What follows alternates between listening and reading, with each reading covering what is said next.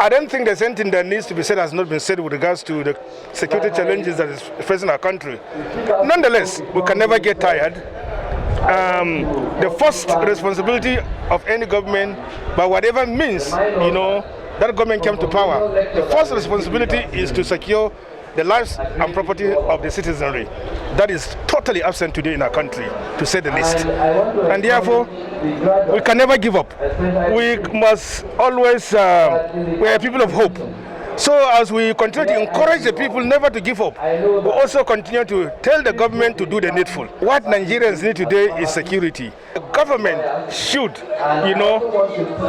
declare a state of emergency and ensure that the available resources are channeled towards, securing our country, securing our people. Otherwise, like I said then, that if you build roads, you build hospitals, you build schools, that people cannot go there. Of what use is that? It's of no use at all.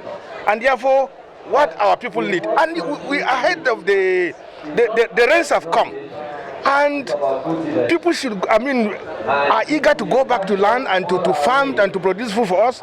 Now they are very much, and rightly so, they are afraid. And so we call on the government to do whatever needs to be done in order to secure this country, in order for the citizenry to be able to go about their normal businesses. Otherwise, look at, of recent, things that should naturally come to Nigeria because of our size, because of our economy. Now they are going elsewhere, Twitter, their headquarters in Africa as a whole. I'm sure Nigeria was given a big consideration, but because of the insecurity, only a foolish investor will come and invest his money in this kind of environment. No wonder then, if that thing had been in Nigeria today, only God knows how many Nigerians would have been employed.